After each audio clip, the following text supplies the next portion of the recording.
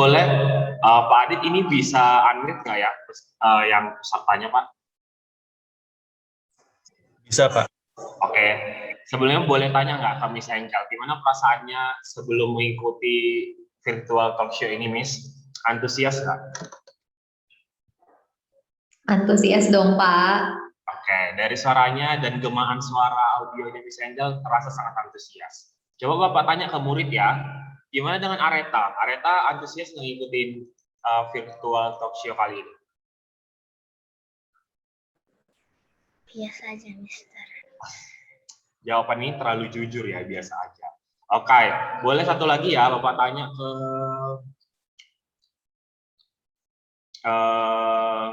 ke guru lagi deh, Miss Heriana. Miss Heriana perasaannya gimana untuk mengikuti virtual talk show ini, Miss?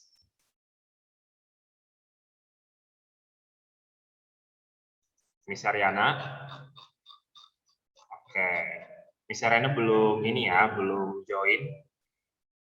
Sepertinya masih piket di rumah. Oke, nah semuanya sebelum kita mulai virtual talk show kali ini dan Bapak akan memperkenalkan narasumber kita, harap semuanya dengan sangat gitu ya, menyalakan kameranya Bapak Ibu guru dan semua siswa diharapkan bisa menyalakan kameranya. Oke, boleh? Bolehkah menyalakan kameranya untuk menemani Bapak dan pembicaranya nanti?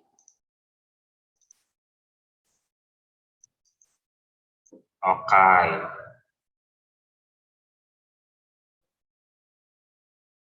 Oke. Dan ternyata kita nggak cuman ini doang ya, nggak cuman guru dan siswa, tapi kita kedatangan juga beberapa tamu-tamu yang lain mungkin karena ini terbuka untuk umum. Jadi silakan dinyalakan kameranya jika memungkinkan untuk menyalakan kamera. Nah, sebelum kita mulai virtual talk show kita akan berdoa, memulainya dengan doa. Bolehkah saya meminta bantuan Pak Billy untuk memimpin kita dalam doa, Pak? Oke, terima kasih Pak Nael. Anak-anak, mari kita semua bersatu dalam doa supaya acara ini dapat berjalan dengan lancar. Bapak Surgawi, Bapak yang kami kenal di dalam nama Yesus Kristus, terima kasih untuk hari yang Engkau jadikan bagi kami, hari di mana kami masih bisa bernafas, kemudian menjalani kehidupan kami, memulai kehidupan kami pada hari ini. Kiranya nafas kehidupan yang Tuhan berikan tidak kami sia-siakan, dan biarlah kami dapat melakukan sesuatu yang berarti pada pagi ini. Kami berdoa untuk Pak Nael yang menjadi host dan Dr. Yuven yang akan menjadi narasumber pada acara talk show di pagi ini. Kiranya apa yang disampaikan dapat menjadi wawasan pengetahuan yang baru bagi kami semua di pagi ini. Tuhan, Engkau juga berkati kelancaran jaringan sehingga acara ini tidak terkendala dengan hal-hal non-teknis tersebut. Di dalam satu nama anakmu Yesus kami telah berdoa. Amin. Amin. Thank you Pak. Nah, semuanya ya, audiens yang ada di sini semuanya, kita udah sampai nih di acara yang betul-betul terakhir dari Pekan Sehat, yaitu virtual talk show bersama narasumber kita. Nah, sebelumnya saya akan memperkenalkan narasumber kita, yaitu Dr. Eusebius Yuvens Chandrawuwu, di mana beliau merupakan seorang hospital director di Siloam Bangka. Pendidikan dari Pak Yuvens ini secara formal di Universitas Sriwijaya tahun 2004 sampai 2010, jurusan pendidikan dokter umum. Nah, mari kita sambut Pak Yuvens. Dan silakan Pak Yuvens, boleh say hello Pak ke kita semuanya. Halo, selamat pagi Pak Nael, Pak Uri, seluruh peserta. Selamat pagi. Terima kasih atas kesempatan ini ya Pak. Saya terkejut sekali sebenarnya dihubungi oleh Pak Wilik untuk memberikan materi ini. Oke. Tapi sebenarnya saya yang lebih mengucapkan terima kasih loh kepada Bapak-Bapak mau menyempatkan waktu di sini. Nah, sebelumnya bolehkah siswa-siswa memberikan reaction sebelum kita mulai virtual talk show kita supaya lebih cair lagi suasananya? Boleh nggak kasih reaction apapun yang bisa kalian berikan? Oke. Nah, Pak Yuven, saya boleh jujur nggak?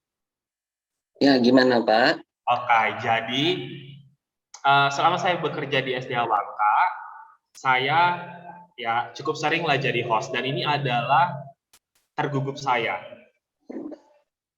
Ini Kenapa adalah begitu? kenapa Pak? Kok bisa sampai gugup, Pak? Kita kan tetangga, Pak. Nah itu dia Pak, saya juga bingung kenapa saya bisa gugup. Setelah saya kemarin host Pak Wilik di ODP Natal, ini yang paling gugup Pak setelah itu. Kalau sama Nah. Pak Wilik saya bisa tahu sih, Pak. Namanya juga hostnya berurusan dengan atasan sendiri ya, Pak. Nah ya betul Pak, tapi ini saya lebih gugup karena kayaknya dulu Pak, saya itu cita-citanya jadi dokter. Jadi setiap saya bertemu dengan dokter, saya rasa gugupnya selalu ada gitu Pak. Nah Pak Yufens, boleh nggak Pak kalau kita untuk mencairkan suasana, boleh nggak kita main games dulu Pak? Sebentar aja, sebelum kita mulai deep talk kita Pak. Silakan, Pak. Nah Pak Yufens, saya itu suka banget main pernah dan tidak pernah. Jadi nanti saya akan membacakan beberapa pernyataan, nanti Bapak kasih tanda seperti ini, kalau Bapak pernah. Tapi kalau Bapak nggak pernah, Bapak kasih tanda metal ya Pak. Oke Pak? Oke. Nah, sebenarnya Pak, pernyataan-pernyataan ini saya terinspirasi dari drama-drama Korea yang semuanya pemerannya dokter-dokter Pak. Jadi saya terinspirasi dari drama-drama Korea tersebut. Jadi nanti pas saya sebutkan pernyataannya, Bapak tinggal jawab pernah dengan seperti ini, tidak pernah seperti ini. Siap Pak? Siap, Pak. Oke. Pertanyaan pertama adalah, pernah nggak Bapak pas mau makan, tiba-tiba pasien datang selama Bapak bekerja sebagai seorang dokter? Pernah. Oke, Pak, boleh ceritain sedikit nggak?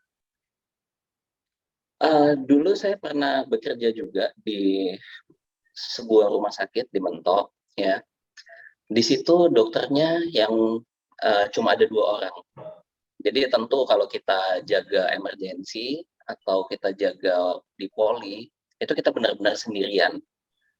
Tentu nggak mungkin dong seharian nggak makan sama sekali. Saat kita makan, bisa saja. Bahkan jam 9 malam kita makan, pasien datang ke emergensi, itu sering terjadi. Jadi ya, namanya pasien datang, ya kita tinggalkan yang lain. Berarti, oke Pak, berarti kejadian-kejadian di drama Korea yang pas mereka lagi makan kimchi, gitu kan Pak, tiba-tiba pasien datang, kimchinya diturunin, itu benar ya Pak ya? Ya itu benar-benar ditinggal. Soalnya pasien emergensi kan nggak bisa ditebak ya, berapa lama nanti bakal ditanganinya. Oh iya, betul. Saya ada cerita Pak, tapi semoga ceritanya tidak terlalu lama ya, jadinya kita akan ke virtual talkshow nanti. Nah, saya kan anak medis juga ya Pak ya, maksudnya mama saya itu kerja jadi medis, mama saya itu bidan Pak. Nah, saya pernah merasakan ini, jadi pas mama saya lagi makan, tiba-tiba ada orang yang datang ke rumah, mau bersalin, dan itu kepala anaknya udah keluar. Nah, tiba-tiba mata saya ditutup sama mama saya kira kenapa, ternyata si ibu yang datang itu tuh anaknya udah keluar gitu. Jadi mama saya harus berhenti makannya, langsung bantu gitunya. Oke, gitu ya ceritanya. Nah, yang kedua, pernah nggak Bapak nggak tidur karena kerja Pak? Pernah. Oke. Boleh cerita Pak, mungkin 30 detik sampai 1 menit? Ya seperti yang saya bilang, pasien kalau saat di emergensi itu nggak bisa ditebak. Saya pernah suatu malam, pasien itu beruntun datangnya. Dari jam 9 sampai jam 4 pagi itu terus-menerus ada. Jadi satu selesai pulang, datang lagi, dan demikian terus. Sampai malam itu berakhir. Barulah pasiennya juga nggak datang lagi. Oke, jadi mungkin siswa-siswa kita yang sudah bercita-cita menjadi dokter bisa dapat gambaran ya dari Pak Yufens, ternyata keseharian seorang dokter itu seperti itu. Oke, yang terakhir ya Pak, kita cukup 3 aja. Pernah nggak Bapak merasa terberkati dengan cerita hidup seorang pasien? Jadi mungkin Bapak pernah mengobati seorang pasien dan Bapak merasa terberkati dengan cerita hidupnya dia. Pernah nggak Pak? Oke, nah boleh cerita sedikit nggak Pak? Jadi saya kebetulan ya masih di rumah sakit yang sama, itu dapat seorang pasien yang saya nggak duga-duga itu seorang wartawan dari Singapura. Jadi dia terpercik timah panas ke matanya. Nah, dari apa yang saya gali dari dia, ternyata pekerjaan sebagai reporter itu pun, wartawan itu ya bisa berdampak positif terhadap pekerja-pekerja timah yang ada di situ dengan laporan-laporan yang dia buat. Itu juga membuka wawasan saya sehingga, oh, wartawan nggak semata-mata cuma bikin berita yang sensasional ya, tapi dengan beritanya juga bisa uh, mengubah kebijakan di suatu negara. Atau kalau di Indonesia waktu itu kan belum ada perubahan yang seperti itu, setidaknya dia berusaha untuk memberikan perubahan itu. Jadi jalan Tuhan itu sangat beragam. Salah satunya ya dari yang saya temui itu. Oke, Pak. Nah, jadi pasti banyak cerita-cerita atau pengalaman-pengalaman yang sangat berharga yang Bapak dapatkan selama Bapak jadi dokter ya, Pak ya. Nah, sebenarnya 3 pernyataan ini saya terinspirasi selain dari drama Korea adalah ucapan mama saya waktu saya SMA. Jangan mau jadi dokter gitu ya. Nanti hidupnya selalu tentang sama pasien, sama ini, nggak ada tidur, makan pun terganggu dan lain-lain. Jadi guru aja, guru lebih enak, liburnya banyak. Itu Pak, saya dibilang sama mama saya dulu. Nah, jadilah saya sekarang guru di SD Bangka, gitu ya. Nah, tapi buat anak-anak nggak usah takut, ya jalan hidup kita beda-beda. Pasti cerita Pak Yuvens itu bisa menginspirasi kalian semuanya. Nah, Pak, tanpa berlama-lama lagi, kita akan fokus ke topik kita, yaitu tentang equality and equity in health. Nah, sebelum saya bertanya, mungkin saya mau nanya dulu ke Bapak. Bapak merasa nggak Pak di Indonesia ini ada ketidakadilan dalam aspek kesehatan? Oke, ini pertanyaan pembukanya sudah cukup sulit sebenarnya, Pak. Iya Pak. Ini panitianya masih pertanyaannya berat-berat Pak. Keadilan itu kan sangat relatif ya. Sekarang kita lihat di Indonesia. Indonesia punya langkah yang cukup baik menurut saya dengan adanya BPJS Kesehatan misalnya, sehingga dia mencoba mensamaratakan apa yang bisa diperoleh oleh warga negaranya. Nah, namun keadilan yang sesungguhnya ya tidak bisa dicapai sebenarnya, Pak. Karena sistem itu sendiri, pertama di Indonesia itu masih baru. Yang kedua, definisi akan keadilan untuk kesehatan itu yang mesti diperjelas dulu. Ada banyak sekali sistem, misalnya di Inggris dengan NHS-nya, itu juga segalanya ditanggung, Pak. Bahkan tidak ada pembayar lain selain asuransinya si Inggris ini. Indonesia sistemnya beda, nggak bisa dibandingkan dengan Inggris. Kalau di Indonesia, BPJS Kesehatan akan membayari sebagian besar dari masyarakatnya. Nah, namun asuransi-asuransi pribadi di Indonesia tidak dilarang. Jadi tentunya keadilan itu sangat relatif dan untuk di Indonesia saya bisa katakannya kita sudah melangkah ke arah yang benar. Nah, tinggal perbaikan dalam eksekusinya. Oke Pak. Nah tapi ada beberapa pendapat ya Pak dari masyarakat dan kemarin waktu anak-anak ngasih presentasi saya dengarnya pelaksanaan BPJS ini tuh belum terlalu baik di semua kalangan masyarakat Pak. Itu menurut Bapak gimana Pak?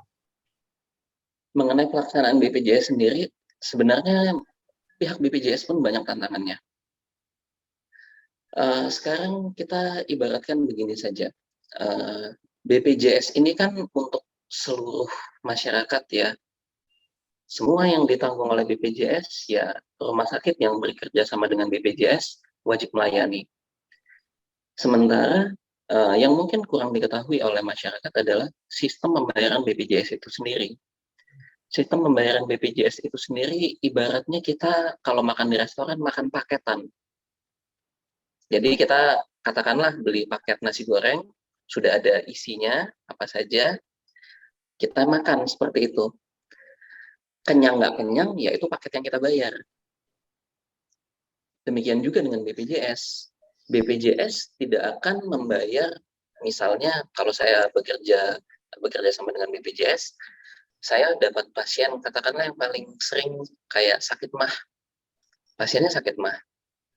Mau saya kasih obat yang semahal-mahalnya atau yang semurah-murahnya, yang dibayarkan BPJS akan tetap sama. Sehingga tentu saja rumah sakit, layanan kesehatan yang lain akan berusaha memberikan pengobatan yang seoptimal mungkin. Karena sistem kita seperti itu, Pak. Jadi kalau kita mau bilang pelaksanaannya kurang baik, ya tantangannya juga banyak, yang pertama. Kemudian yang perlu benar-benar diketahui adalah bagaimana sih sistem BPJS itu bekerja. Kalau kita cuma dengar luarnya saja bahwa semuanya ditanggung, semuanya bisa di-cover, ya itu hanya sebagian saja dari sistem BPJS itu sendiri. Ya, betul sih Pak. Saya pernah berobat gitu ya di Medan di Rumah Sakit Adam Malik. Itu tuh kan kalau BPJS-nya banyak orang yang berobat di sana ya Pak ya. Dan ada salah satu pasiennya itu tuh yang komplain karena mungkin yang satunya ini tuh pakai jalur umum Pak. Jadi mungkin lebih cepat ditangani dan segala macam. Dan masih belum banyak yang tahu sebenarnya BPJS kelas 1, kelas 2, kelas 3. Itu gimana sih Pak sebenarnya penjelasannya? Sebenarnya kalau kelas ya Pak ya, kelas BPJS ini turunannya dari Askes dulu. Karena kita kan menciptakan BPJS sebenarnya modifikasi dari apa yang sudah ada. Dulunya Askes. Askes itu khusus untuk pegawai negeri, sehingga tentunya kepangkatan berpengaruh pada layanan. Ya, tentunya dirjen dengan ya katakanlah yang frontlinernya pasti beda layanannya. Demikian kekelasan ini diadop oleh BPJS. Kalau dalam BPJS sendiri saat ini, kekelasan ini sebenarnya tidak ada pengaruhnya kepada layanan kecuali pada hal-hal yang non medisnya. Jadi misalnya kalau di kelas 1, oh satu kamar 2 orang. Kalau di kelas 3 satu kamar bisa sampai 8 orang. Itu saja bedanya, Pak. Ya tentu dengan fasilitasnya kayak AC, kipas angin, dan lain-lain. Itu juga termasuk di dalam perbedaan kelas tersebut. Namun ke depannya, BPJS akan menghapuskan kelas-kelas ini.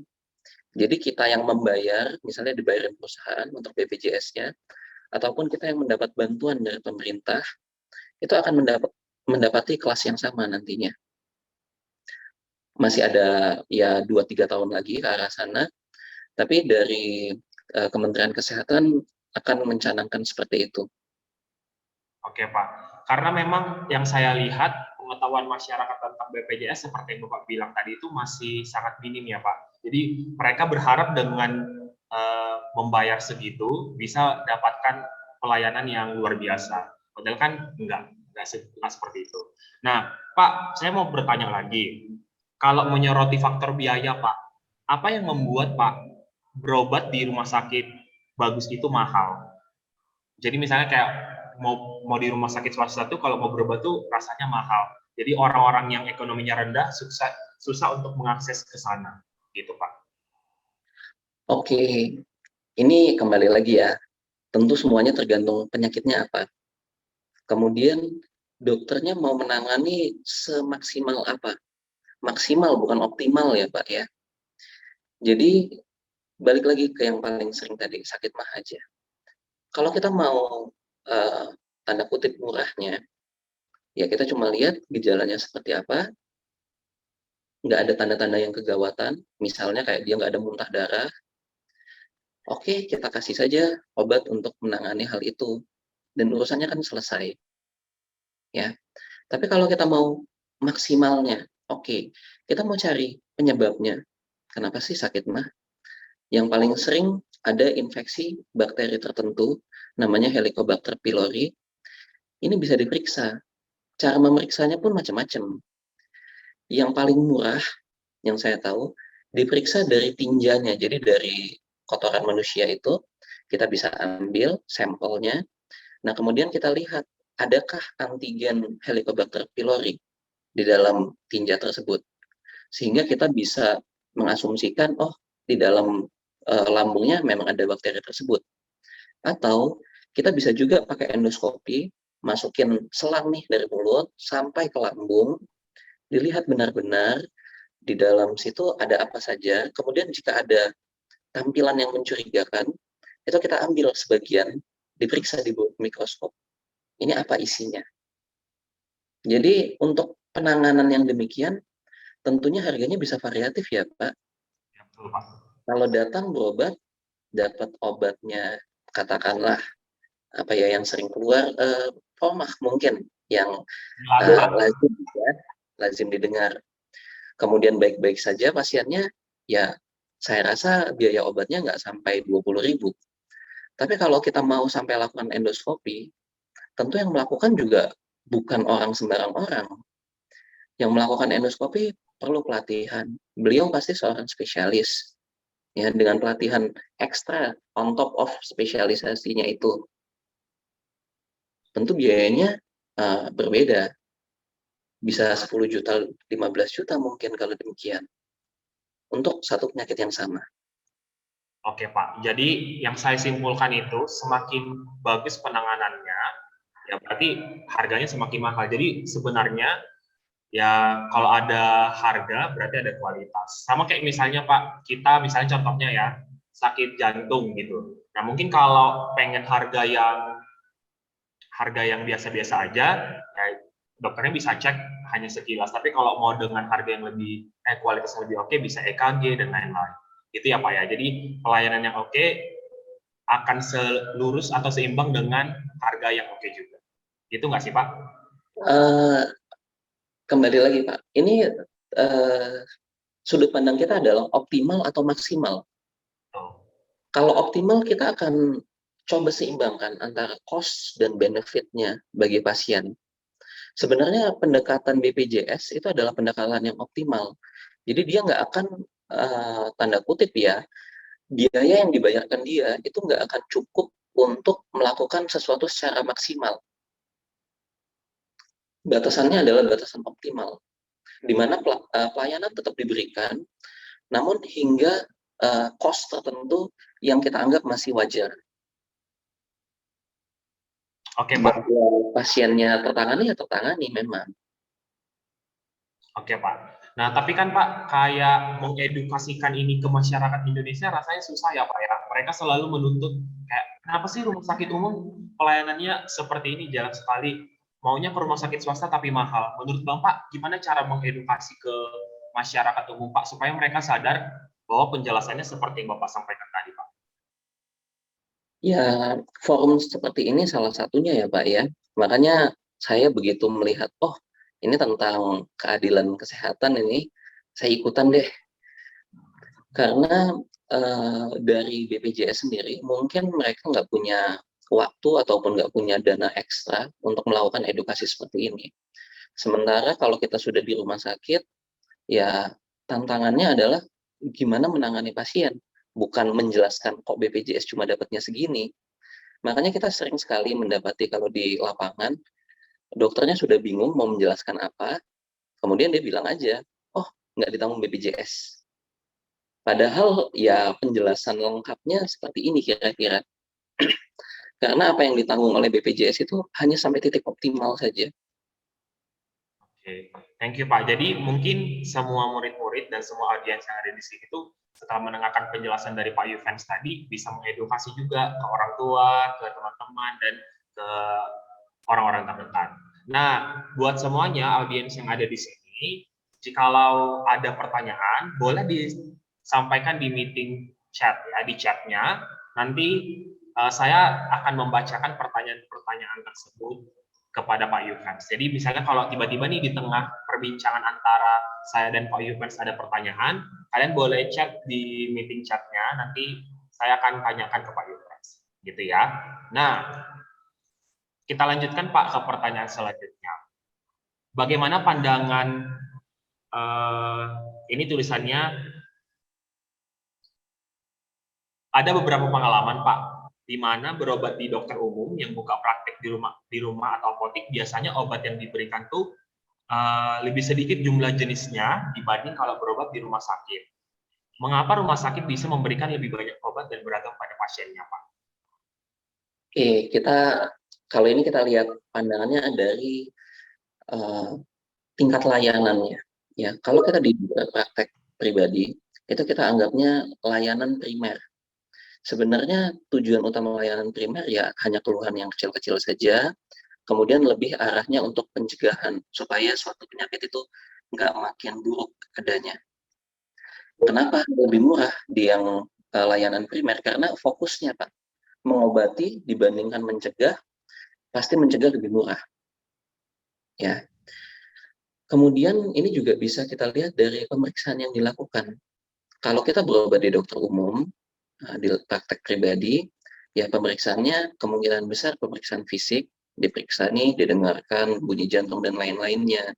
Kemudian lab sederhana, misalnya kayak pemeriksaan gula darah, misalnya ya. Sementara kalau kita pergi ke rumah sakit, pemeriksaannya tentu bukan hanya itu.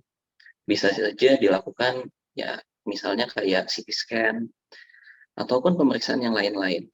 Sehingga dapatnya lebih banyak, Pak, masalah yang muncul itu. Tentu dokter pada prinsipnya akan berusaha mengurangi obat yang diberikan. Kenapa? Kita paling nggak suka sebenarnya ngasih obat yang terlalu banyak, sehingga obatnya juga nggak dimakan. Percuma saja. Sumber daya sudah dikeluarkan, baik dari sisi rumah sakit maupun dari sisi pasien. Kalau ini pasien bukan BPJS ya, tentu pasien membayar sendiri, itu sumber daya dari pasien, dan kemudian sumber daya tersebut tidak ada manfaatnya. Itu kita sangat coba untuk hindari. Namun kalau memang penyakitnya rumit, obatnya memang bisa banyak sekali, Pak. Jadi sebenarnya obat itu tuh bukan berdasarkan di mana berobatnya, tapi tergantung kebutuhan ya Pak ya? Itu tergantung kebutuhan. Kembali lagi, kita tidak bisa bilang juga, oh di dokter umum itu tidak baik. Enggak, karena yang dia periksa ya segitu. Tentu alat-alat pemeriksaannya apa yang ada di prakteknya waktu itu tentunya. Dan dia pasti sudah mempertimbangkan sebaik-baiknya untuk memberikan manfaat yang maksimal bagi pasiennya. Oke, thank you Pak. Pak Yuvens dulu pernah kerja di rumah sakit umum nggak Pak? Sebelum kerja di Siloam Pak? Saya pernah beberapa bulan di rumah sakit umum juga. Oke, Pak Yuvens merasakan perbedaan nggak bekerja di rumah sakit umum dan di rumah sakit swasta seperti Siloam Pak? Apa perbedaan yang Bapak rasakan Pak? Ini kan ceritanya sudah bertahun-tahun yang lalu ya Pak ya. Mungkin saja dengan adanya akreditasi rumah sakit semuanya sudah menjadi lebih baik. Tapi kalau dulu yang paling terasa adalah sistemnya yang kurang jelas. Jadi misalnya kita sudah menangani pasien nih, kemudian keesokan harinya nggak ada yang bertanya kepada kita bagaimana cara kita menangani pasien. Sementara kalau ya kita ambil yang di tempat saya saja lah. Di Siloam, setiap pagi kita akan tanyakan ke dokter-dokter umumnya, pasien kalian apa saja, apa yang kalian lakukan kepada pasien ini. Sehingga di situ accountability dokter-dokternya ya ditingkatkan. Apa yang sudah mereka lakukan, alasan mereka melakukan hal itu kita kejar sekali. Oke, jadi sistemnya jelas ya Pak ya. Kalau sebelum pengobatan, sesudah pengobatan itu jelas. Nah, kalau hal positif yang pernah Bapak rasakan atau Bapak alami di kerja di rumah sakit umum apa Pak? Kalau waktu itu ya Pak, semuanya benar-benar gratis. Karena tarifnya belum di SK-kan oleh gubernur. Oke Pak. Pak, coba Pak kita berstudi kasus ya. Contohnya kayak gini, ada satu case.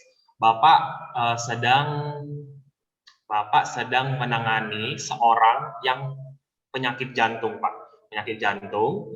Terus Bapak lagi ada di rumah sakit umum dan perbandingannya dengan Bapak sedang ada di Siloam Bangka. Kira-kira perbedaannya apa Pak yang akan sangat terasa? Sebelumnya Pak Yuvens itu dokter bagian apa ya Pak? Kalau saya dokter umum, Pak.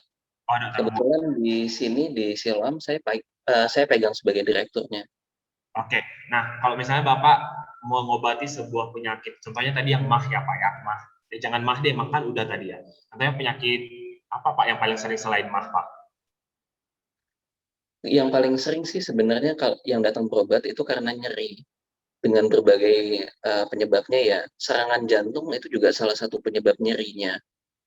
Jadi kita ambil aja yang tadi. Kalau kita dapat pasien serangan jantung ya, Nah, kalau di rumah sakit umum, yang paling kita rasakan adalah konsultannya ini, dokter spesialis jantungnya, mungkin lebih sulit untuk diraih.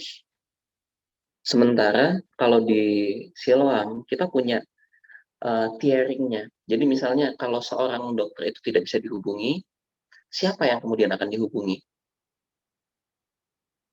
Sehingga pasien, tentu dokter umumnya sudah tangani dulu ya, di depan obat-obat untuk pertolongan pertama sudah diberikan, pemeriksaan lab yang dibutuhkan sudah diambil, rekaman jantung sudah diambil. Nah, jika memang tidak tertangani, barulah naik ke spesialisnya kan. Tapi kalau serangan jantung sih pasti spesialisnya kita langsung infokan. Sehingga kita mengharapkan layanan yang didapatkan oleh pasien itu adalah layanan yang sebaik mungkin. Oke Pak, saya nangkap. Tapi saya ada satu pertanyaan lagi sih, masih tentang rumah sakit umum dan rumah sakit swasta. Contohnya ya Pak ya, kalau kita swab test di rumah sakit umum, itu rasanya antriannya itu nggak diatur dan sangat sangat aneh lah antriannya. Bahkan mungkin pada saat ngantri kita bisa kena virus corona kayaknya. Nah, kalau di rumah sakit swasta, biasanya kan udah terstruktur gitu ya Pak ya. Apa yang membuat rumah sakit swasta ini sangat tersistem rapi, rumah sakit umum ini kurang tersistem Pak? Beberapa rumah sakit umum, nggak semuanya gitu Pak. Oke, kalau yang saya lihat sih gimana ya? Pertama ya balik lagi ke sistem tersebut ya. Kalau rumah sakit umum, dia memang subsidi dari pemerintah jalan terus, setidaknya dalam bentuk penggajian. Ya, sementara rumah sakit swasta memang apa yang bisa diberikan oleh rumah sakit swasta itu datangnya semuanya dari pasien, nggak dari mana-mana. Sehingga rumah sakit swasta akan sangat berusaha untuk melayani pasiennya dengan lebih baik tentunya. Karena kalau nggak ada pasiennya, rumah sakitnya pada akhirnya pasti akan tutup. Sementara kalau rumah sakit umum, tidak ada pasien, rumah sakitnya akan tetap berjalan. Oke, Mungkin jadi yang bisa kita kasih gambaran yang umumnya lah. oke, kalau mungkin saya simpulkan, jadi rumah sakit swasta itu harus memberikan pelayanan yang baik supaya orang tertarik untuk datang ke rumah sakit swasta ya Pak. Itu nggak sih Pak? Ya, jadi yang kita produk kita itu kan layanan sebenarnya. Berobat ke rumah sakit umum maupun berobat ke rumah sakit swasta, obat yang diberikan mungkin saja sama, pemeriksaan yang diberikan mungkin saja sama, dokternya pun mungkin sama, ya. Tapi tingkat layanannya yang bisa jadi berbeda. Karena yang tadi rumah sakit swasta ini masalahnya masalah survival. Oke Pak. Pak, ada satu pertanyaan Pak. Tetapi pertanyaannya dikirim ke direct message saya Pak. Jadi yang memberikan pertanyaan ini tidak mau disebutkan namanya. Saya bacain ya Pak pertanyaannya. Sepertinya yang bertanya ini sangat introvert Pak. Jadi saya bacain ya Pak. Pertanyaannya adalah, Dok, selama ini ada asumsi negatif yang berkembang di masyarakat tentang rumah sakit. Kalau rumah sakit itu sebisa mungkin menggeruk uang pasien.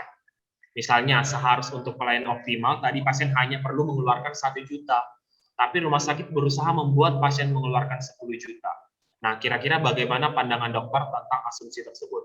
Lalu, terkadang asumsi itu akhirnya memengaruhi masyarakat untuk lari ke pengobatan tradisional. Kalau dari sisi praktisi profesional, bagaimana sih memandang pengobatan tradisional sendiri? Mungkin pertanyaan pertama dulu ya Pak. Jadi, si yang bertanya ini berkata seharusnya si pasien ini bisa ngeluarin 1 juta, tapi kayaknya rumah sakit mengeksploitasi sampai 10 juta. Itu pandangan Bapak gimana Pak? Oke, gini, prinsipnya ya, kalau prinsip kesehatan yang saat ini adalah pasien memiliki kendali atas apa yang dilakukan terhadap dirinya. Jadi misalnya nih, saya berobat, kemudian dokter menyarankan suatu pemeriksaan untuk mencari apa sih sakitnya saya. Pertama, saya bisa setuju ataupun tidak setuju terhadap pemeriksaan tersebut. Kalau saya tidak setuju, ya sudah, selesai sampai saat itu saja. Tapi kalau saya setuju, yang perlu kita lakukan sebagai pasien ya, kita bertanya sih, yang bisa dilakukan adalah manfaatnya apa dari pemeriksaan tersebut atau pengobatan tersebut dibandingkan dengan apa yang saya dapatkan kalau saya tidak ikut pemeriksaan atau pengobatan tersebut. Jadi kalau zaman dulu ya Pak ya, semua yang dikasih dokter ya udah kamu makan itu obat, kamu ikutin itu pemeriksaannya, gitu ya paradigma zaman dulu. Nah, namun sekarang di dalam akreditasi maupun di dalam undang-undang kesehatan yang sekarang, hak untuk menentukan tersebut dikembalikan kepada pasien. Sehingga pasien memberikan keputusan setelah mendapatkan informasi yang jelas. Pasien berhak atas informasi tersebut. Jadi pasien boleh sih nanya, kenapa saya dikasih yang ini? Kenapa bukan yang itu? Kenapa saya harus seperti ini? Itu boleh sekali nanya. Jadi mungkin saja yang saya tangkap di sini adalah setelah lebih baik kalau lakukan pemeriksaan A misalnya, kemudian kita ikuti pemeriksaan A tersebut, kita setuju tanpa benar-benar memahami pemeriksaan A itu untuk apa, sehingga muncullah suatu pandangan bahwa wah ini pemeriksaannya kok aneh-aneh banget ya, mahal jadinya. Padahal ya kembali lagi, mungkin saja pemahaman atas pemeriksaan tersebut, manfaat yang bisa didapat, itu yang belum sepenuhnya dimiliki. Oke, mungkin ya Pak ya, mungkin si yang bertanya ini pada saat berobat mungkin dia tidak mendapatkan ini ya Pak ya, pemahaman dari dokternya, nggak dikasih tahu, oh kalau segini nanti akan, kalau misalnya pemeriksaan ini tujuannya ini. Jadi sebenarnya dokter harus menyampaikan pemahaman-pemahaman tentang pemeriksaan itu ya Pak ya. Ya, dokternya ya kalau saya sendiri misalnya, saya pasti bilang, kita bilang saja ini pemeriksaan gula darah yang paling sering lah ya. Pemeriksaan gula darah, ini gula darah puasa. Kalau gula darah puasa, kita hanya memeriksa kadar gula darah di satu titik saat ini, saat puasa. Kita punya pemeriksaan yang lebih baik. Kita cek HbA1c. HbA1c ini adalah hasil dari rata-rata gula darah 3 bulan ke belakang. Jadi ya kita bisa membayangkan manfaatnya kan. Yang satu hanya saat ini. Kalau saat ini sedang rendah, ya mungkin saja diabetesnya tidak terdeteksi. Tapi yang satu lagi, pemeriksaan ini lebih mahal pastinya. Tapi ini kita bisa lihat 3 bulan ke belakang, kondisi gula darah Bapak atau Ibu seberapa tinggi sebenarnya. Sehingga diagnosis yang dikeluarkan juga bisa lebih akurat. Ya betul sih Pak, saya juga setuju bahwa sebenarnya masyarakat kurang mengerti dengan pemahaman-pemahaman, terkadang nggak mendengarkan penjelasan dokter juga dengan baik. Sudah dijelaskan misalnya 1 juta seperti ini, nanti kalau misalnya mau pemeriksaan ini seperti ini, gitu. Tetapi saya juga mengakui bahwa terkadang beberapa dokter tuh tidak memberikan penjelasan, ya. Mungkin beberapa dokter memberikan, tapi beberapa dokter juga tidak. Pak, mungkin lanjut ke pertanyaan dari orang yang sama tadi. Terkadang Pak, asumsi itu akhirnya membuat masyarakat lari ke pengobatan tradisional. Sebelumnya Pak Yuvens itu kecil dan besar di mana ya Pak? Kalau saya sering berpindah-pindah sih Pak, tapi sebagian besar di Lampung.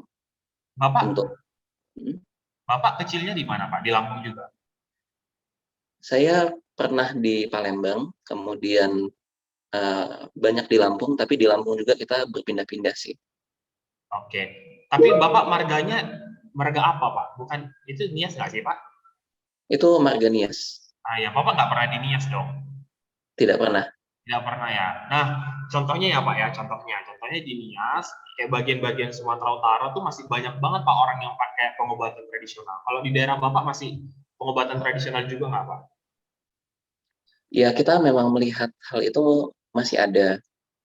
Oh, masih ada ya Pak, pasti di setiap daerah tuh masih ada. Nah, menurut si yang bertanya ini Pak, katanya karena sering sekali pasien itu di quotes and quotes dikerjain sama rumah sakit, akhirnya ya udahlah pengobatan tradisional aja lah, nggak usah pergi ke rumah sakit mahal gitu ya, dikerjain sama rumah sakit. Menurut Bapak dari segi medis dan profesional, pengobatan tradisional itu oke nggak Pak?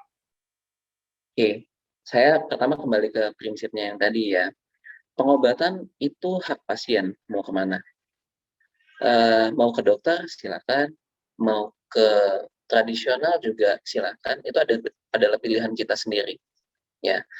Namun untuk pengobatan tradisional yang saya bisa katakan adalah penelitian yang ada itu ya bisa dikatakan minimal sekali. Jadi misalnya kita ambil contoh saja, siapa sih yang nggak tahu Panadol, ya, penurun panas, ngurangin sakit kepala, gitu ya kira-kira. Nah, bagaimana sih kita bisa tahu Panadol ini memang bisa menurunkan panas, mengurangi sakit kepala? Kita ada yang namanya penelitian. Pertama-tama, si Panadol ini dicek dulu. Zat kimianya ini sebenarnya bentuknya seperti apa. Kemudian diuji cobakan pada hewan. Hewannya kenapa-napa enggak dengan makan obat ini? Ya, oke, clear dari hewan. Hewannya tidak apa-apa, misalnya. Atau hanya mengalami kondisi yang jelek dengan dosis yang luar biasa besar. Naik ke tingkat kedua. Obat ini atau terapi ini diuji cobakan kepada orang yang sehat. Orang yang sehat ini jadi sakit nggak dengan mendapat obat ini? Kalau ternyata nanti jadi sakit, bisa saja di-stop penelitiannya. Berarti obat ini nggak layak. Kalau ke orang yang sehat, dia tidak menyebabkan orang tersebut sakit, lanjut ke tahap berikutnya. Diuji cobakan kepada sebagian orang sakit. Jadi orang sakit, berapa? Kita uji coba. Memang ada perbaikan nggak dengan menggunakan obat ini? Setelah itu, memang sudah clear, itu tahap ketiga, didapati memang ada manfaatnya, kita rilislah ke masyarakat. Tapi itu masih dalam uji coba klinis. Jadi masih ada pengawasan ketat terhadap obat tersebut. Sudah ada di pasaran, tapi tidak di pasaran bebas. Kita coba ke orang dalam jumlah lebih besar. Ada tidak laporan bahwa obat ini menyebabkan sesuatu? Jika dalam waktu tertentu, 5-10 tahun, itu ada kejadian, obat itu bisa ditarik dari pasaran. Nah, tapi kalau tidak terjadi sesuatu, barulah obat ini benar-benar dilepas ke pasar. Itu hanya untuk Panadol tadi, ya. Sementara pengobatan tradisional tidak memiliki ya tingkat kebuktian demikian. Tapi ya sekali lagi, semua kembali ke pasien. Pasien mau memilih apa itu adalah hak pasien. Ya, kesehatan kita hak kita masing-masing. Oke Pak. Nah mungkin ya Pak ya, yang dimaksudkan oleh si penanya ini adalah obat-obat tradisional yang kayak ini Pak, bawang merah terkadang dijadikan obat. Contohnya kemarin ya Pak, ada satu teman saya guru namanya Miss Heriana, dia bilang Pak, kalau bawang itu bisa obatin COVID Pak. Yang kayak gitu-gitu. Akhirnya kan masyarakat kan Pak jadi ngikut-ngikut juga kan Pak. Udahlah mahal di rumah sakit. Itu pandangan Bapak gimana Pak? Kalau dari saya sih, dalam kondisi tertentu itu bisa berbahaya.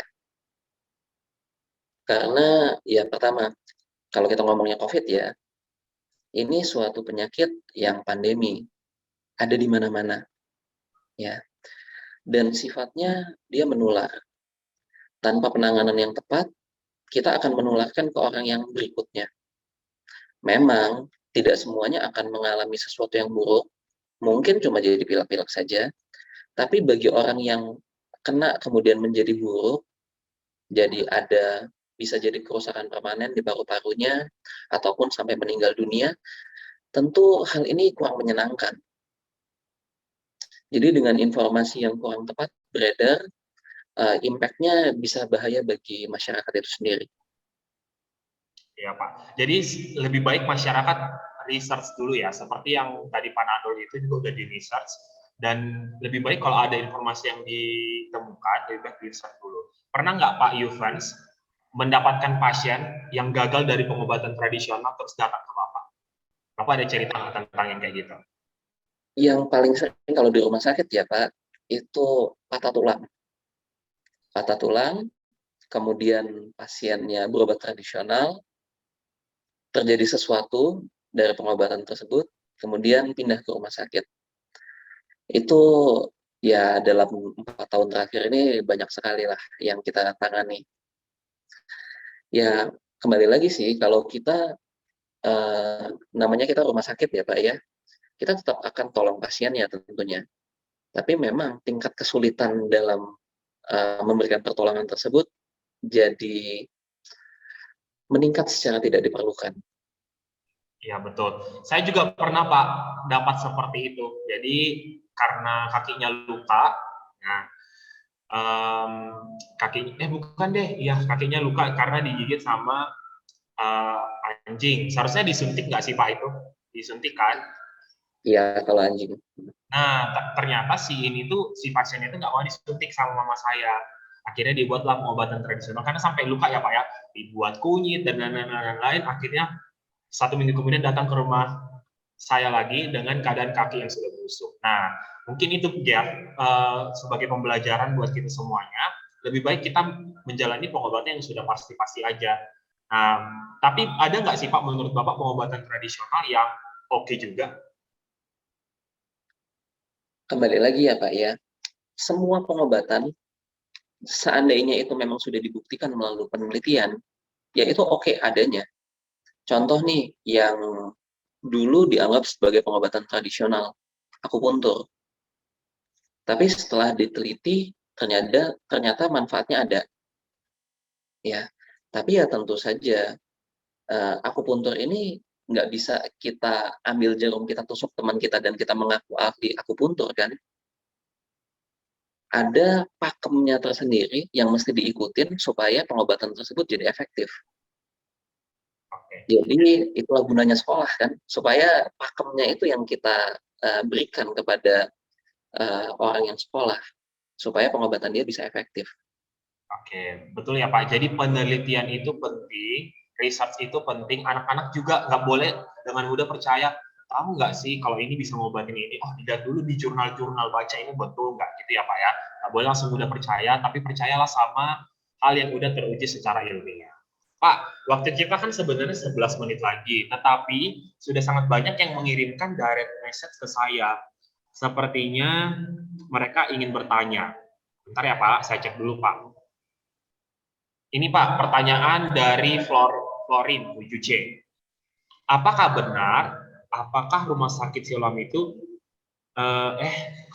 sebentar Pak, apakah benar rumah sakit Siloam itu kurang memberikan pelayanan yang benar? Oke, saya langsung jawab aja kali ini ya. Ini pasti salah ya, karena tadi Bapaknya udah jelasin, Siloam selalu memberikan pelayanan yang terbaik gitu ya, pelayanan yang semaksimal mungkin. Oke, mungkin ini selanjutnya. Oke, dia juga mau namanya tidak disebutkan. Kenapa ya Pak? Mereka semua tidak mau namanya disebutkan. Menurut Bapak karena apa Pak?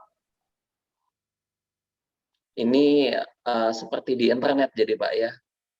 Iya, mereka semuanya nih, kenapa ya di hari Sabtu ini? Oke Pak, pertanyaan ini Pak. Dok, pernah dilema nggak ketika berhadapan dengan pasien yang punya penyakit kritis, tapi nggak punya biaya untuk mengobatinya? Ini kayak sinetron Pak. Jadi sinetron FTV Indosiar sering banget nih kayak gini. Di satu sisi dokter ingin membantu tapi nggak bisa. Atau mungkin ada hal-hal yang berkaitan dengan dilema etik gitu nggak ya? Jadi ada pasien yang nggak punya biaya tapi harus diobati. Pernah nggak Bapak mengalami seperti itu Pak, dilema seperti itu? Kalau yang seperti itu sih sehari-hari ya Pak di rumah sakit.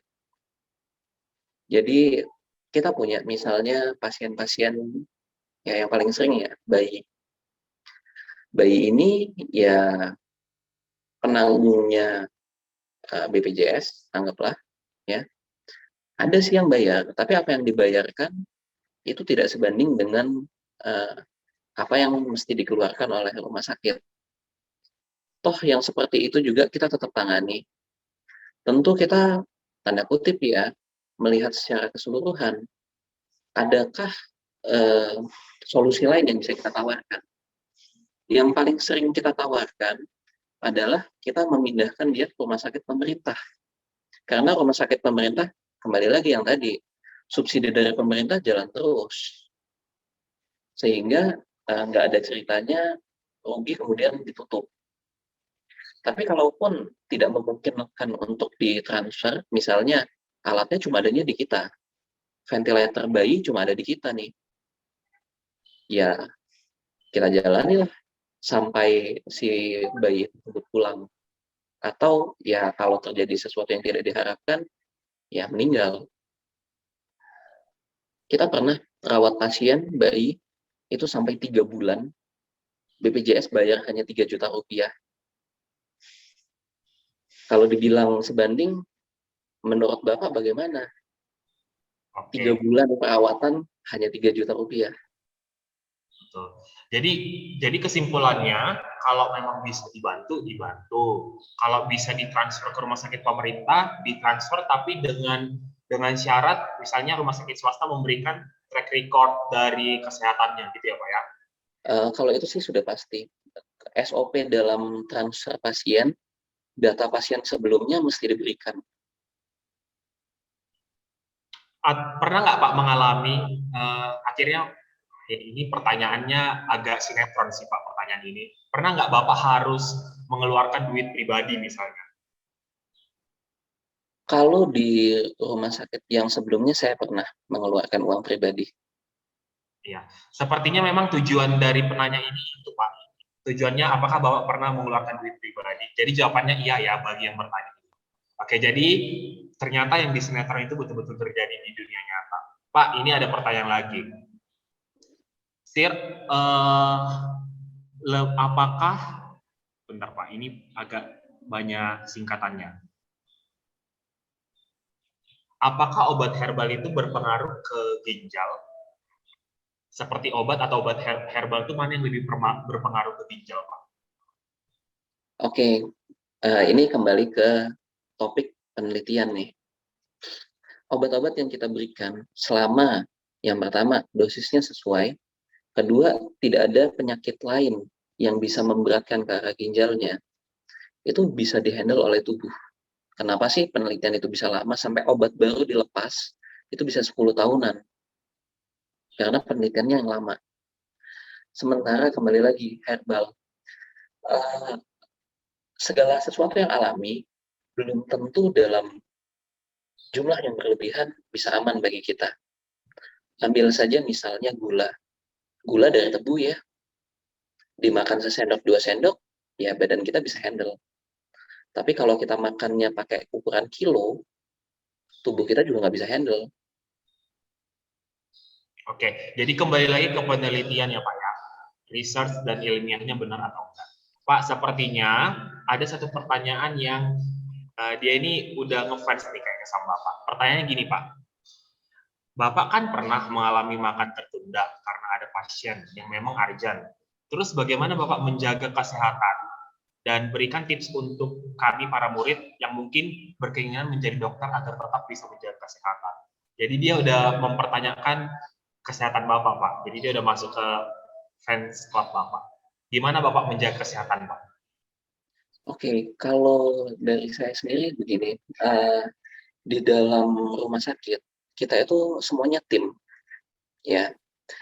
Bagaimana sih kita bisa meskipun jaganya 24 jam, misalnya tetap sempat makan, misalnya kalau nggak ada pasien ya, ya karena kita punya tim yang sudah kita latih sendiri. Apa yang mesti dilakukan dulu nih, sehingga bisa disaring tentunya. Dan kalau memang kita punya sejawat lain, dokter yang lain juga, kita memang berbagi waktu. Jadi teamwork itu penting banget kalau di rumah sakit. Kita nggak bisa handle pasien itu sendirian. Seorang dokter butuh perawat, butuh apoteker, butuh analis lab untuk pasien semuanya itu. Jadi kalau Anda berminat untuk jadi dokter, ya pertama ya tentunya belajar untuk bisa memahami pasien itu sendiri ya, ikut sekolahnya. Kemudian kalau sudah selesai sekolahnya, teamwork itu harus sangat dijaga. Karena tanpa teamwork, pasien itu pasti terlantar. Oke, Pak. Nah, ini sebenarnya banyak banget pertanyaannya, Pak. Sepertinya mereka sangat tertarik dengan perbincangan ini. Saya akan pilih ya Pak ya, kira-kira pertanyaan mana yang bisa dijawab. Oh ini Pak.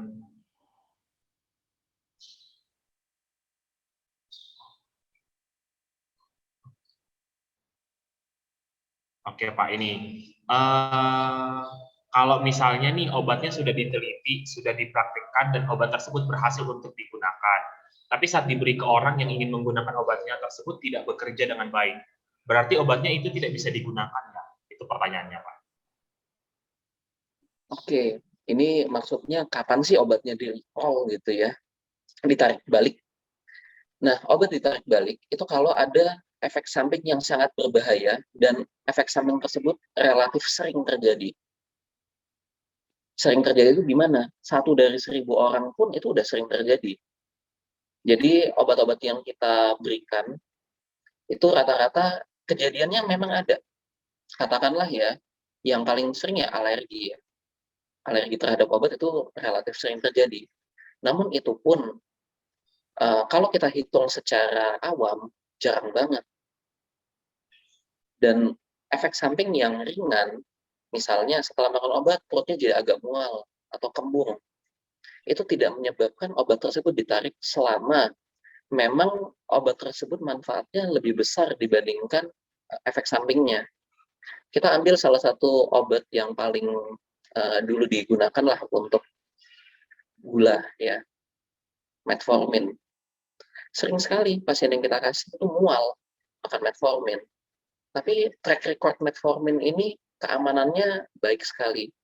Kemudian manfaatnya beragam. Dia bisa memperbaiki banyak sekali fungsi di dalam tubuh. Sehingga ditimbang, dibandingkan dengan efek sampingnya yang mual ini, manfaatnya jauh lebih besar.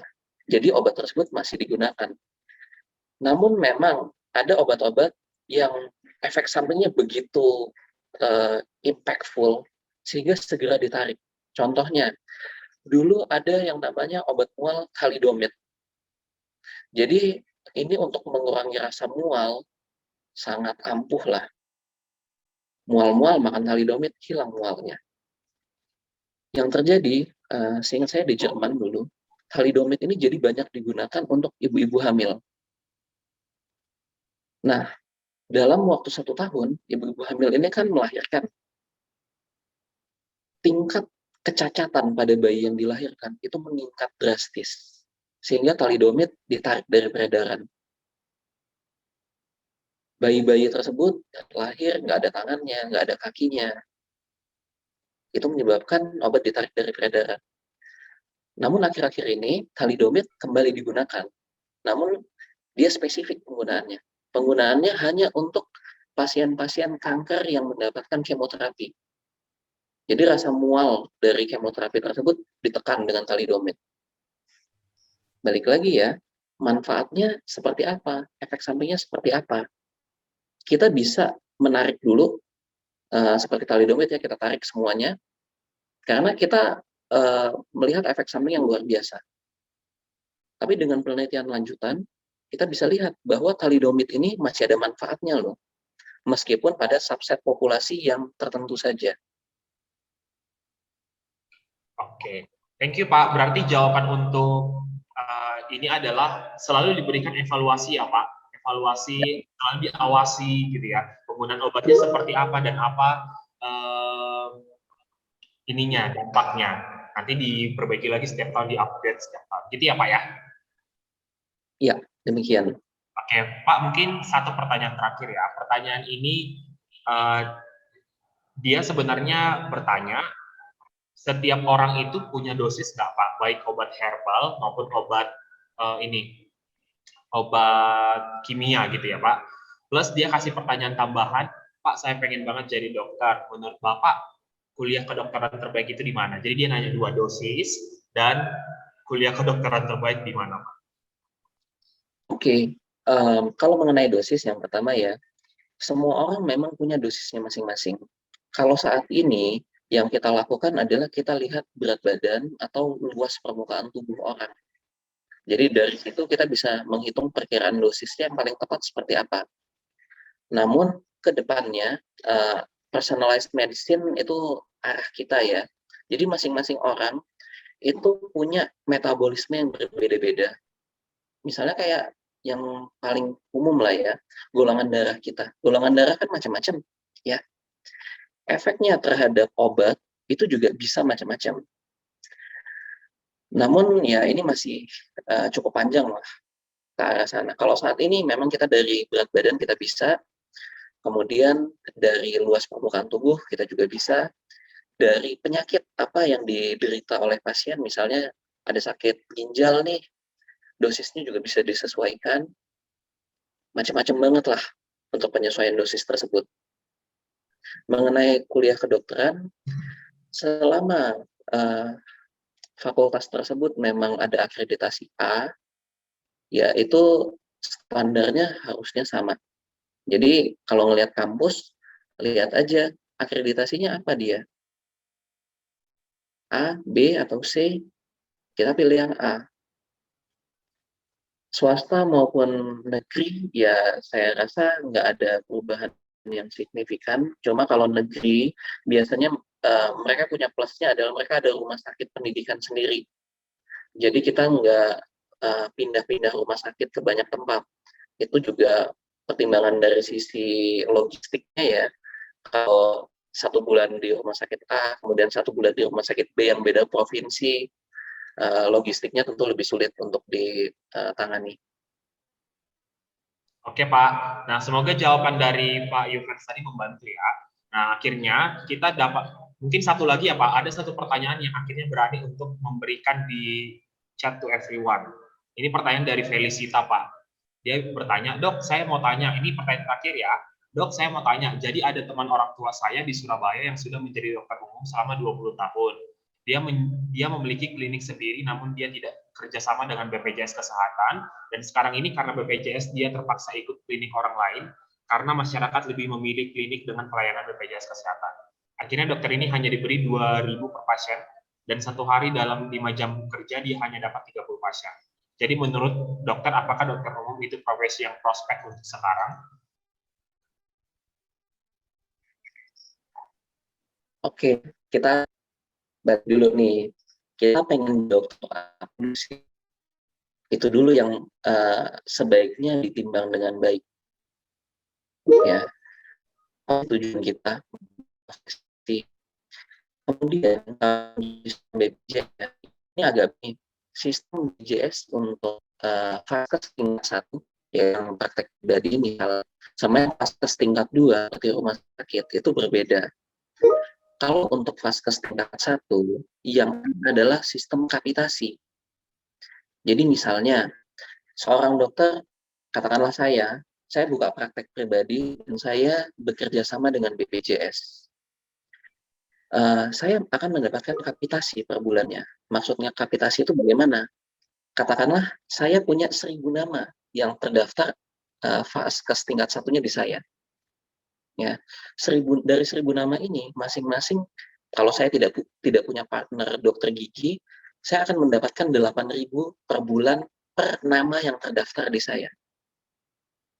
Jadi 1.000 pasien terdaftar di saya dikali 8.000, saya dapat 8 juta. Ya, pasiennya datang tidak datang, 8 juta itu akan terus mengalir ke saya. Tentu dengan syarat-syarat tertentu ya.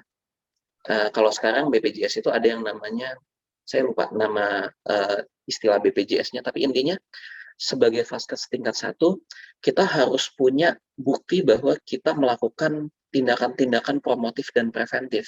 Misalnya melakukan seminar kecil nih ke pasien-pasien kita, melakukan edukasi ke pasien-pasien kita, kemudian ada bukti bahwa pasien ini memang datang kontrol ke kita, supaya saya memang mendapatkan hak saya yang 8.000 per pasien per bulan itu.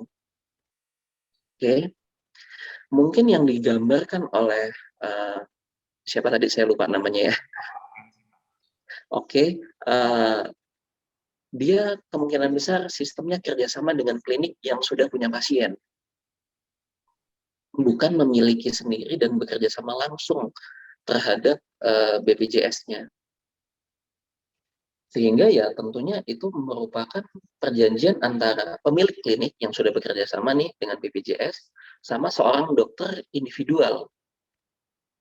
Ya perjanjiannya apapun yang disepakati waktu itu tentunya. Tapi kalau kita sendiri memiliki klinik yang bekerja sama langsung dengan BPJS, ya gambarannya yang tadi saya bilang, pasiennya datang nggak datang, obatnya apapun yang kita berikan, ya limitasi yang diberikan sudah fix. 8.000 per pasien per bulan. Kalau pasien kita banyak, ya kita akan mendapat lebih banyak tentunya. Kalau pasien kita sedikit, ya pastinya lebih sedikit. Di sini juga managing dari klinik tersebut jadi penting. Makanya mungkin ya ada pandangan bahwa wah kalau saya berobatnya pakai BPJS saya dapatnya sedikit nih segala sesuatunya. Karena sistem yang digunakan memang demikian. BPJS akan membayar secara borongan, klinik atau dokternya akan menentukan kita bisa kasihnya seoptimal apa. Karena sistemnya demikian ya Pak ya. Jadi gambaran pelayanan tersebut adalah gambaran dari sistem kita. Oke, Pak. Sistem yang lain bagaimana? Kalau sistem yang lain ya lain lagi Pak. Di Inggris nggak seperti itu, di Amerika nggak seperti itu, tapi kita syukurilah bahwa kita sudah punya sistem ini. Nah, mungkin sistem-sistemnya masih belum sempurna, tetapi mungkin pemerintah sudah mengusahakan yang terbaik, gitu ya Pak ya. Nah, audiens semuanya, kita sudah berada di, waktu kita sudah selesai, kita sudah di ujung acara. Saya akan menyimpulkan bahwa dari tadi kita membahas equality and equity in health, dan sebenarnya sudah banyak yang melenceng dari tema itu juga, banyak yang naik tentang dokter, banyak yang gimana kuliah kedokteran dan lain-lain. Sebenarnya Pak, banyak sekali pertanyaan di direct message Zoom saya, bahkan sampai anak-anak itu nanya juga ke tim saya gitu ya. Nah, tetapi nggak sempat, semoga nanti ada kesempatan lain untuk bertemu dengan Pak Yufens. Nah, dari tadi kita bahas ya tentang equality and equity in health, kita bahas bahwa sebenarnya pemerintah sudah mengusahakan yang terbaik dari keadilan kesehatan kita gitu ya, dengan BPJS. Mungkin masih banyak sistem-sistem yang kurang, tetapi pemerintah pun berusaha untuk mengevaluasi gitu ya. Kita juga tadi bahas tentang rumah sakit swasta, kenapa pelayanannya bisa lebih oke, karena mereka memang mengutamakan pelayanan ya. Mereka menjual layanan yang baik itu gitu ya. Jadi semoga dari virtual talk show kita bersama Pak Yufens, Dr. Yufens, kita bisa mendapatkan banyak hal, baik dari tentang equality and equity, tentang kesehatan, dan lain-lain. Gitu ya Pak. Nah, untuk mengucapkan terima kasih kepada Pak Yufens, bolehkah semuanya mengucapkan terima kasih Pak Yufens dan sambil memberikan reaction? Bisa unmute kan? Atau nggak bisa Pak Adi? Terima kasih Pak Yufens. Terima kasih Pak. Terima kasih Pak. Pak. Pak. Terima kasih Pak. Oke. Terima kasih sudah mau join. Nah, sepertinya tadi yang mengatakan terima kasih sudah mau join, dia pertanyaannya tidak dibacakan, jadi agak ngegas gitu ya Pak ya. Nah, Pak Yufens boleh kasih satu closing statement nggak Pak buat kita semuanya? Bisa tentang tema kita, bisa tentang apapun itu yang ingin Bapak sampaikan. Oke, kalau gitu saya pilih yang tema kita saja ya, biar lebih nyambung. Oke Pak. Ya. Jadi equity and equality dalam kesehatan ini sebenarnya itu sudah ada di dalam Pancasila itu sendiri ya, di sila kelima. Dituangkan akhir-akhir ini dalam bentuk BPJS. Ya, kita tahu banyak tantangan, ya namanya juga kita baru, rumah sakit, klinik-klinik juga menyesuaikan diri dengan sistem BPJS ini. Tapi kita secara bersama-sama dengan teamwork kita pasti bisa menjadikan Indonesia yang lebih maju, yang lebih sehat secara keseluruhan. Mungkin saja semuanya belum maksimal, tapi tujuan kita yang tadi ya, kita mau optimal saja dulu. Supaya makin banyak yang bisa dapat. Kalau kita mau yang maksimal, mungkin hanya 1-2 orang yang bisa dapat. tapi kalau optimal kita bisa meraih lebih banyak orang. Jadi untuk semuanya yang mau jadi dokter misalnya, jangan ragu-ragu untuk jadi dokter. Namun ya tadi tujuan jadi dokter itu yang mesti ditimbang baik-baik saja. Di tempat-tempat yang maju, misalnya seperti di Jepang maupun di Amerika, dokter itu bukan sesuatu yang, oh saya jadi dokter kemudian saya jadi kaya raya. Dokter itu kalangan menengah, bukan kalangan yang top earner. Kalau mau jadi kaya raya, jadi pengusaha. Itu aja closing dari saya. Thank you, Pak. Thank you, Pak Yuven. Halo, Pak Yuven, bisa dengar suara saya nggak, Pak? Halo, Pak? Sorry, Pak. Oke, suara saya terdengar Yes. jelas. Halo, Pak? Terdengar, Pak. Oke, Pak Yuven bisa dengar suara saya nggak?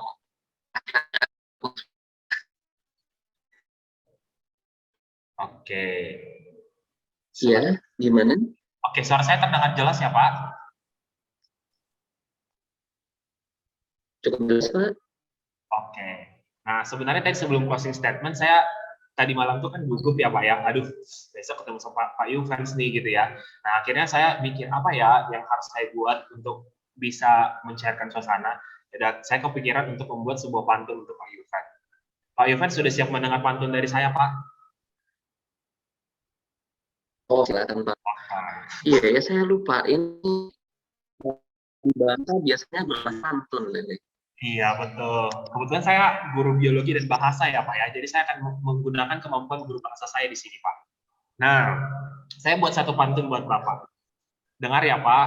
Semoga terdengar dengan jelas, karena kalau tidak terdengar dengan jelas, rasanya usaha saya akan sia-sia. Oke, Pak. Pantunnya seperti ini. SDH dan Siloam jaraknya berdekatan. Sepertinya satu pendiri. Terima kasih Pak Yuven atas sharingnya hari ini. Boleh nggak yang lain memberikan reaction kepada pantun saya supaya saya percaya diri bahwa ini sangat baik. Oke. Bagus, Pak Nael, puisinya. Bagus banget Pak Nael. Bagus banget, Pak. Oke. Nah, tetapi seharusnya ya kita berikan terima kasih sekali lagi ya kepada Pak Yuven karena yang sudah memberikan waktu kepada kita. Nah, boleh nggak sekali lagi mengucapkan terima kasih kepada Pak Yuven? Terima kasih Pak Yuven. Terima Selamat kasih, berkasi. Pak. Terima kasih Pak Yuven. Berkati sehat selalu. Oke, nah, Thank you, Pak.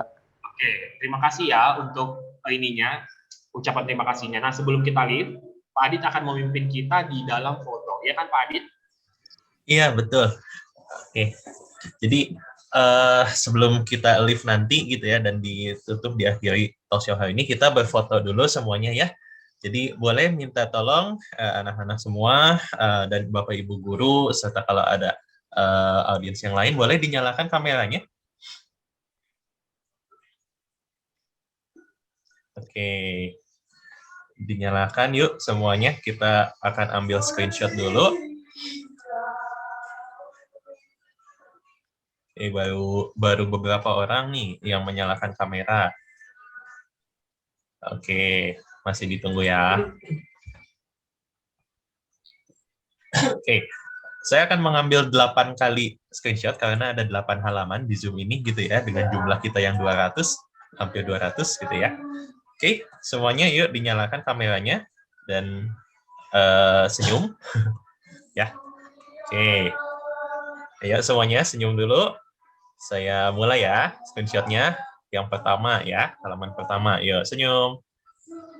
1, 2, 3. Oke, tahan ya, karena Bapak Ibu semua dan anak-anak semua kan nggak tahu ya ada di halaman berapa, jadi tetap senyum ya. Oke. Oke, sekarang yang kedua. Yuk, senyum semuanya. Ya, good. 1, 2. Oke. Yang ketiga ya, masih senyum semuanya. Oke. 1, 2, 3. Oke. Sepertinya dari halaman ketiga dan selanjutnya nih masih banyak yang nggak nyalain kamera ya. Ya, yang nyalain kameranya cuma di halaman 1, 2, dan 3. Ya udah kalau begitu. Oke, baik. Terima kasih. Pak Nael sudah selesai sesi fotonya. Boleh ditutup. Oke, Pak Adit, ini kita tutup dalam doa nggak? Tidak perlu ya, Pak? Iya, boleh sih. Oke, kita akan tutup dalam doa. Tapi sebelum tutup dalam doa, terima kasih Pak Yuven sekali lagi. Jika ada job host di Siloam, Bapak boleh call saya ya, Pak? Siap. Oke. Nah, boleh saya minta tolong Miss Rizmi untuk menutup kita dalam doa? Miss Rizmi?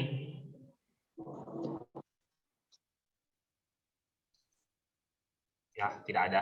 Ya udah, saya minta Pak Agung deh.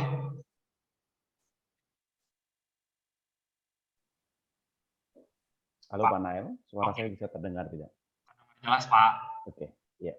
Terima kasih Pak Yuven untuk sebelumnya ya, mengingatkan kita untuk kita boleh bekerja ataupun kita boleh sesuai melakukan talenta kita masing-masing ya, untuk mewujudkan equality dan juga equity di Indonesia.